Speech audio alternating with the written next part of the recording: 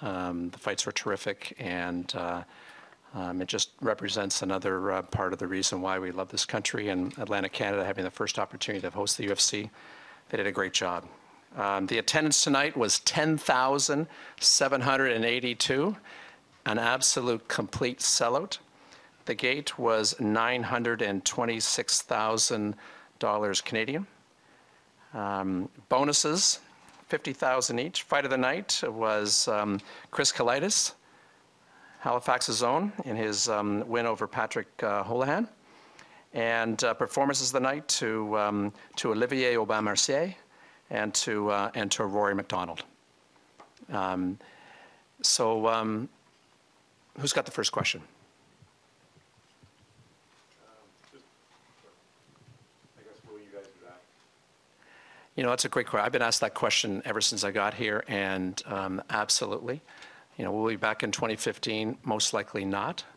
But how can you not come back to a place like Halifax? You know, you can ask the fighters. They were treated tremendously well. The city embraced us. The community embraced us. The media's been wonderful. We'll be back here for sure. Sure. Question for Tarek. I guess just talk about what do you think went wrong for you out there? Man, I don't know. I don't really have an excuse, you know. I can prepare. I came at a good camp. I was mentally ready and physically ready. I guess, you know, Rory did a good job, you know. He imposed his will, his game plan. You know, I have no excuse. I came ready, and I just have to go back to the gym tomorrow and train my butt off for the next fight. And then for Rafael, obviously your 7th straight win, you kind of make your case for the title shot there in the cage. Do you think that tonight was the kind of performance that is going to earn you that shot? You know, like, first of all, I'm very critical of my performances, and I'm very critical of myself. So right now, all I'm thinking about is, obviously in the cage, I was like, yeah, you know, I pretty much had to be vocal about it. You know, it's not easy having a 7-fight win streak, you know, especially in MMA and in the UFC. It's a lot goes into, you know, just having those, you know, those 7 straight wins. But, you know, like Tarek said, I'm gonna, you know, Monday I'm back in the gym and work on some of the stuff that I think I can improve, and go from there. So you say you're really hard on yourself, but you won all 3 rounds on all the judges' scorecards. What were you not happy about with your performance tonight? Well, he said that he will bring a dogfight, and I thought that I'll be able to stop him before then. You know, I've worked with my coaches that if he would have brought that type of fight, that I'll be able to put a stop into that. You know, with some leg kicks. I landed some counter knees, him coming in, defending the shots. I thought I would be able to put a stop into that type of fight that he brought.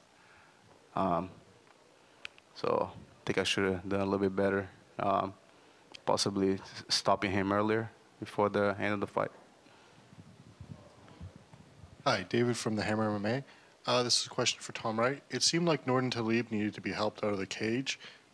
Sorry? It seemed like Norden Talib needed to be helped out of the cage. Mm-hmm. Do you have an update on his condition? Yeah, he did. He needed to be helped out of the cage. I think he's fine. We've had no major injuries anywhere.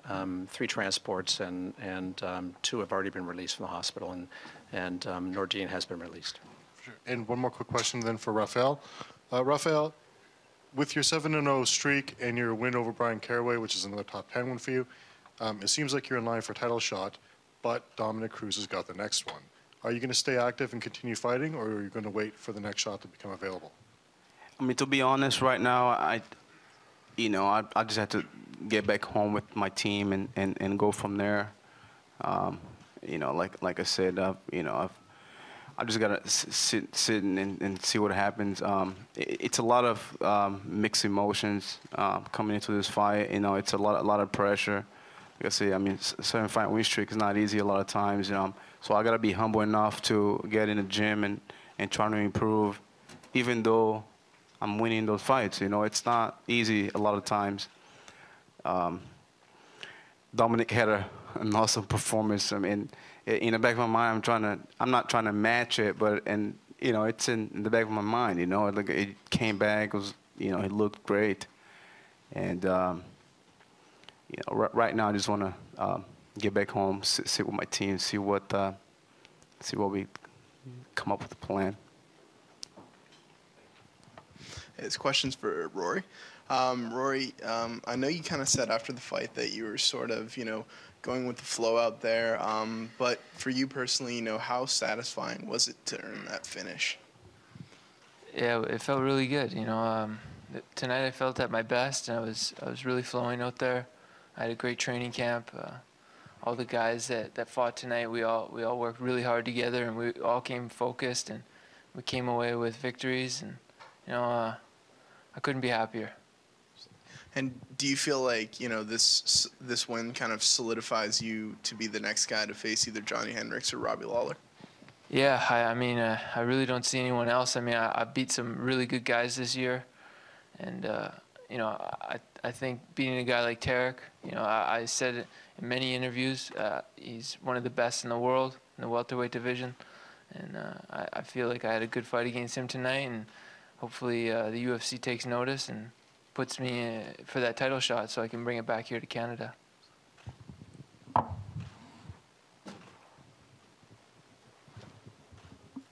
Just to Rory and the other Canadians, I mean, you guys had 7 out of 9 victories as Canadians tonight. Maybe just talk about the night it was for, I guess, the country. Yeah, to you, Rory and Elias and Laprise. Yeah, I mean, I'm very happy that the Canadians came out on top, like with a winning record tonight. I mean, we all worked so hard. Even the guys that weren't from TriStar, you know, we worked really, really hard for this. You know, we were very focused. And I'm so happy for my other teammates and the other Canadians that came away and with victories, and even those that lost that fought bravely.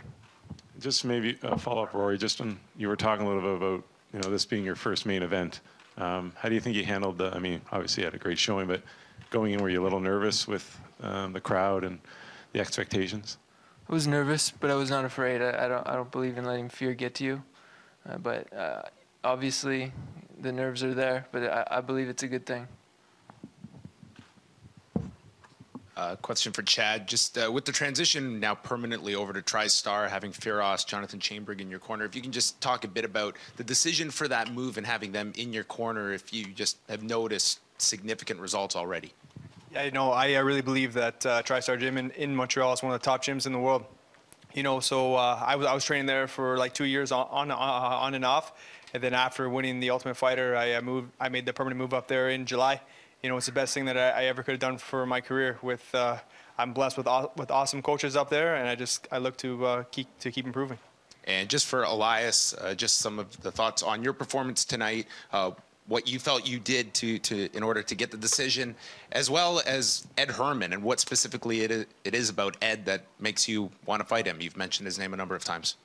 Yeah, well, basically, I think I'm humble in my victory. I'm happy with the win, and I think going forward, there's just plenty more to work on. I think more of what I'm capable of was shown in the third, and I'm honestly excited to just get back in the gym and just work that much harder and be that much more dominant in the next one.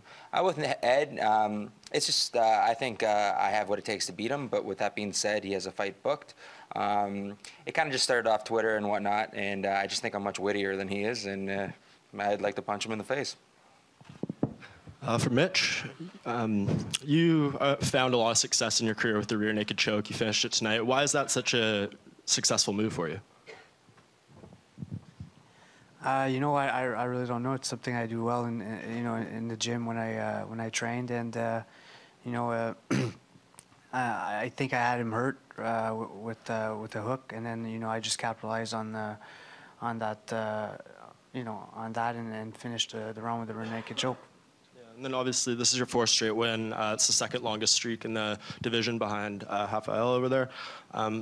Do you want a top 10, top 15 opponent next? You said that in the cage. Is there anyone exactly that's on your mind? No, not necessarily. I just want to fight, a top tier fighter. I think I'm ready, and I want to prove it. And then for Rory,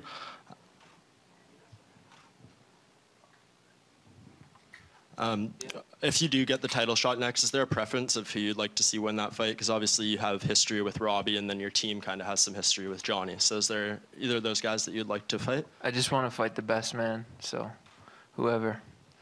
Who do you think will win that fight? I don't know. They're both really good guys. They had a really, really close fight in the last one, and Johnny pulled it out there in the last minute of the last round. So, who knows who's gonna bring it? And I just hope they put on a good fight again, and may the best man win.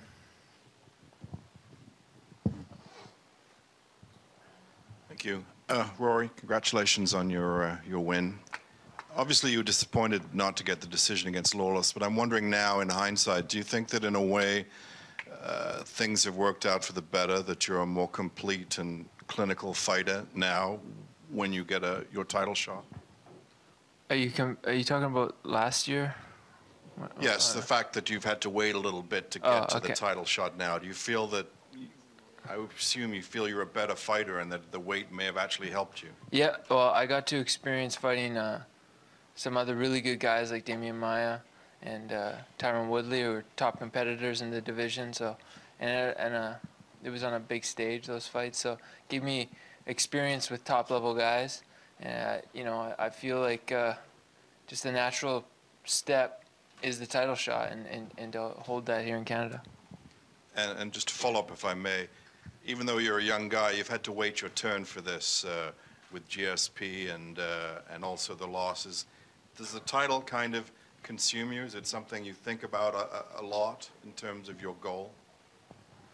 Well, yeah. I mean, that's a huge milestone in my career as a martial artist, and something I want to achieve really badly. But each and every fight is very important to me, and I don't look past that. I didn't look past Tarek tonight. I was in the moment, and I wait and see how everything works out, and if I'll reap the benefits later, win or lose or what, I'll like whatever.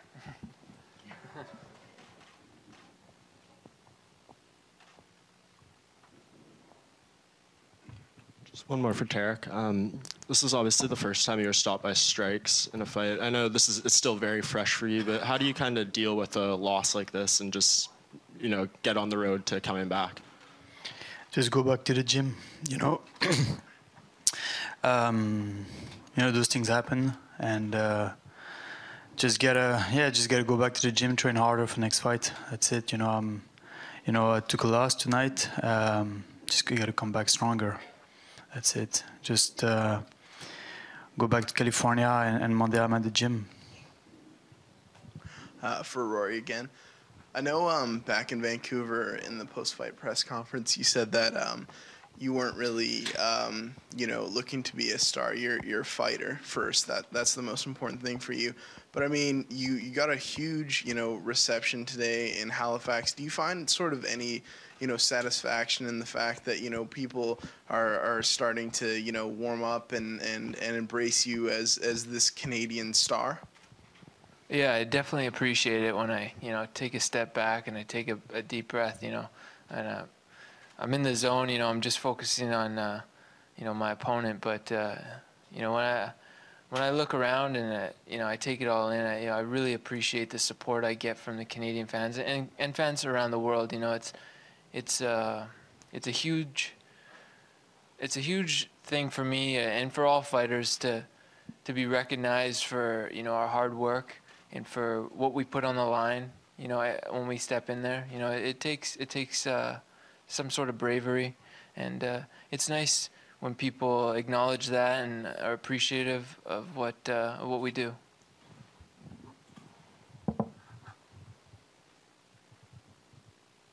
This is a quick question for Chad.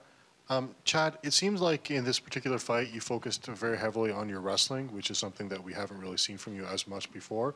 Is that a specific weakness you saw in your Dennis Sedano's game, or was that just in the moment of the fight you saw that the takedown was there? No, it's definitely something that we were planning for. You know, I feel like my wrestling, my overall MMA game is really evolving, and with him being, he's a super talented striker. He's really awkward.